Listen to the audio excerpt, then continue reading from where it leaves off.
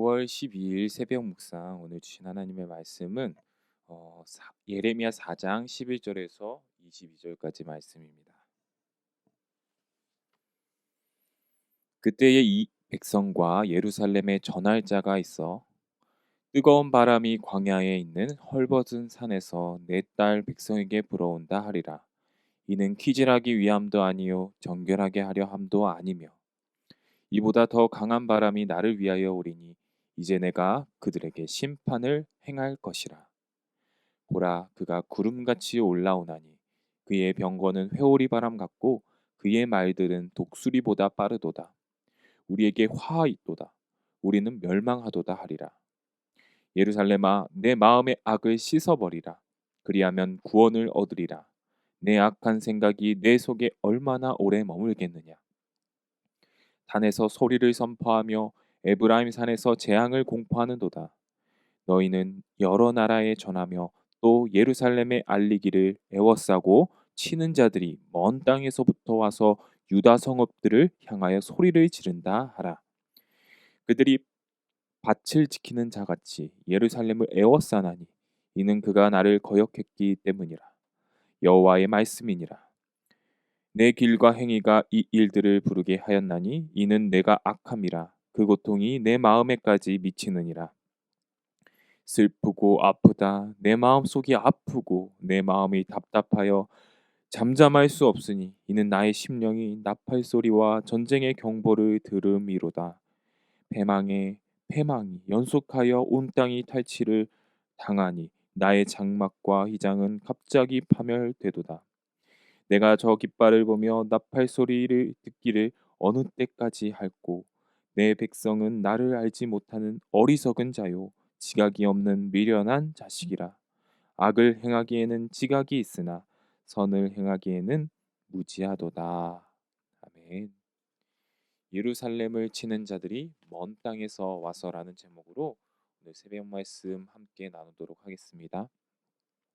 우리는 계속해서 생명의 근원 되신 여호와 하나님을 버린 유다 백성이 결국에는 하나님의 심판을 당할 것이라는 예레미야 예언과 선포를 살펴보고 있습니다.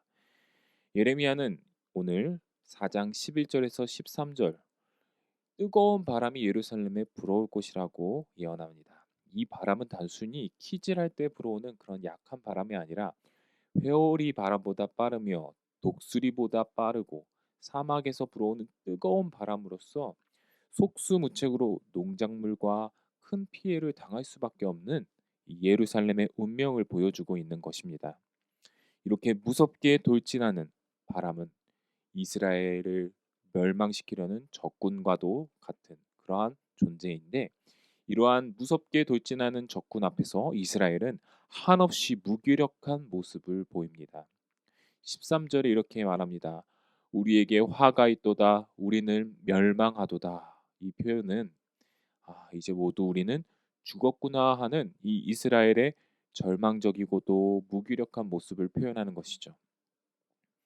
바로 그때 예레미야 선지자는 이스라엘에 살 길이 있다고 말합니다. 14절에 예루살렘아 내 마음의 악을 씻어버리라. 그리하면 구원을 얻으리라. 내 악한 생각이 내 속에 얼마나 오래 머물겠느냐. 예루살렘아 살고 싶거든 못된 그 마음을 깨끗이 씻어버리라. 이렇게 예레미야는 말하고 있습니다. 이는 이스라엘이 죄로 말미암아 돌이킬 수 없는 운명에 치달은 것은 사실이지만 그러나 자비가 풍성하시고 인애와 긍휼이 크신 우리 하나님께서는 돌이키는 자에게 회복의 길을 베푸실 것이라는 선지자의 간절한 목소리인 것이죠. 사실 이스라엘 국가는 사형 선고를 받은 지 오래입니다. 이미 오래전 아모스 선지자부터 이스라엘은 멸망당할 것이라고 예언되어 있었으며 예레미야에 이르기까지 수많은 선지자들이 심판을 예언했지만 이스라엘은 돌이키지 않았습니다. 그러나 지금이라도 하나님께로 당장 돌아서고 회개한다면은 하나님께서는 살 길을 열어주신다고 선지자들을 통해 통일성 있게 계속해서 꾸준히 말씀하고 계십니다. 계속해서 예레미야 선지자는 이스라엘의 멸망당하는 모습을 15절부터 이야기하는데요. 15절에 단에서 소리를 선포하며 에브라임 산에서 재앙을 공포하는도다라고 나와 있습니다. 단은 이스라엘의 가장 북쪽 지역에 있는 땅이죠. 이스라엘을 멸망시킬 적군들이 북쪽부터 이스라엘 남쪽까지 에브라임 산까지 쭉쭉쭉 멸망시키면서 내려온다는 것입니다. 일상을 파괴하는 전쟁의 경고 소리, 종소리, 그 북쪽 단부터 쳐들어오는 적군을 향한 나팔 소리. 이제 16절에 예루살렘에 이르게 되고 17절에 예루살렘을 포위하는 상황까지 이르게 됩니다. 마치 밭을 지키는 자처럼 예루살렘 성을 포위하고 있습니다. 밖에서는 너희는 멸망당할 것이다. 너희는 죽을 것이다라는 외침이 적군의 외침이 들리죠. 17절 후반에 이스라엘이 이 지경까지 오게 된 이유를 하나님께서 말씀하시는데 그것은 하나님을 거역했기 때문이고 18절에 이스라엘의 길과 행위, 그 악한 길과 행위 때문이라고 하나님께서는 분명히 밝히십니다.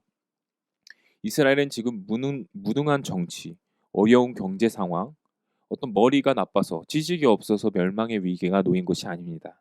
지금 이스라엘이 멸망당하는 이유는 영적인 문제, 하나님을 떠나 죄의 길을 걷고 있기 때문에 그 죄의 대가를 치르게 되는 것이라고 성경은 이야기하고 있는 것이죠.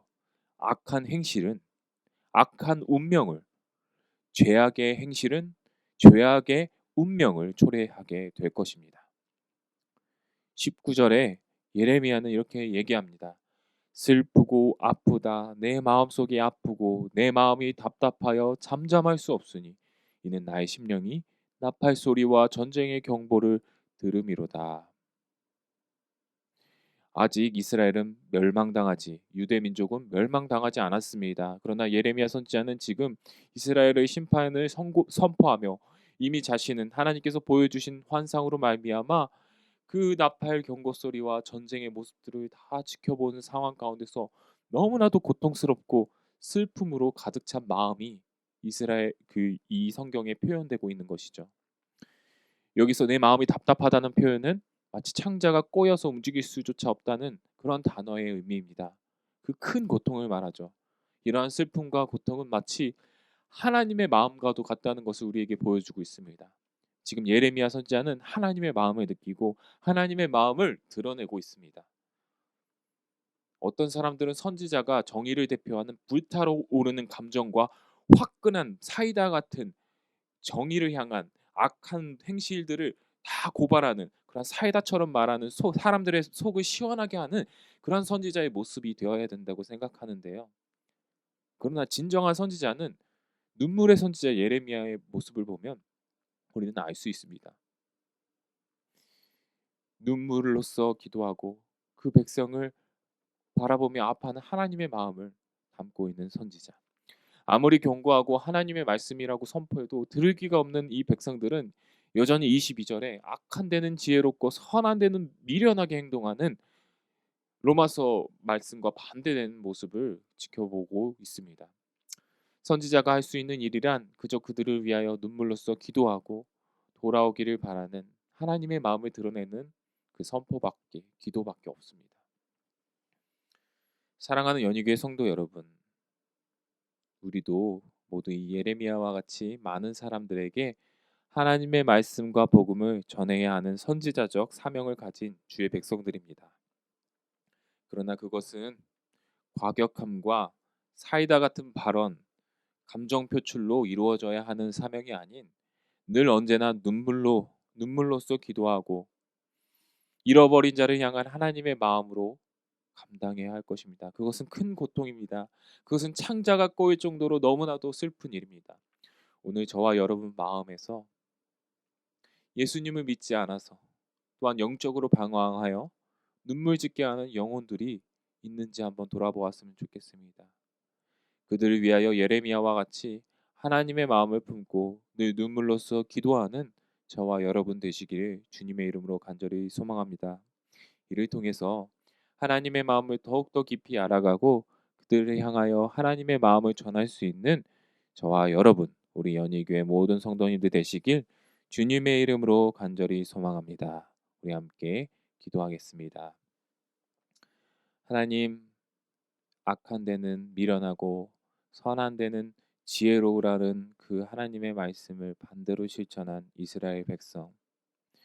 그리하여 하나님의 심판을 받을 수밖에 없는 상황에 놓이고 그것을 미리 바라본 예레미야 선지자의 마음은 너무나도 슬픔과 고통으로 가득 찬 모습을 우리가 보았습니다. 하나님, 우리에게도 이러한 이스라엘 백성과 같은 유대 민족과 같은 멸망으로 달려가는 우리의 모습이 있지 않나 돌아보게 하여 주시옵소서. 또한 그렇게 달려가고 있는 모습 가운데 돌이켜 회개하고 우리를 기다리시고 우리를 안아주시고 우리를 용서하시는 그 하나님의 자비와 은혜를 간구하며 날마다 회개하며 나아가는 거룩한 백성의 길을 걷는 우리가 되게 하여 주시옵시며, 또한 하나님의 마음을 예레미야와 같이 품어 슬픔과 고통으로 눈물로써 잃어버린 자들을 향하여 아픔과 눈물로써 기도하는 우리 연희교회 성도님들 될 수 있도록 아버지, 제가 될 수 있도록 주님 인도하여 주시옵소서. 주님께서 이렇게 할 때 우리의 교회가 더욱더 회복되고 하나님이 기뻐하시는 교회가 되게 하여 주실 것을 믿사오며 예수님의 이름으로 기도드립니다. 아멘. 우리 함께 자막의 기도 제목을 함께 기도하겠습니다.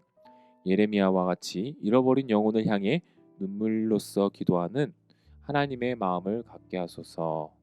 기도해 주시고 나라와 민족, 교회를 위한 기도를 했으면 좋겠습니다. 코로나19의 조속적인 종식과 교회와 모든 성도들의 안전을 위해서 기도해 주시기 바랍니다.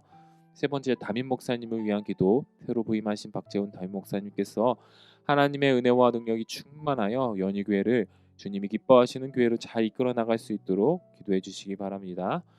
네 번째, 최종상 윤명희 선교사님 사역과 과정을 위해 지금 한국에 계십니다. 이제 은퇴를 이제 앞두고 하나님께서 가시는 길로 이렇게 걸어가고 그러한 기도 중에 있는데, 하나님께서 그 길 가운데 함께하여 주고 선한 길로 인도하여 주시고 크게 쓰임 받고 여태까지 쓰임 받았던 거와 같이 하나님께서 더 크게 사용하시는 주의 종이 되게 해달라고 선교사님을 위해 기도해 주시고요. 또한 김문옥 집사님 오랫동안 유방암과 뼈암으로 힘들어하고 계십니다. 주님께서 회복의 은혜를 베풀어 달라고 함께 계속해서 기도해 주셨으면 좋겠습니다. 다 함께 기도하시겠습니다.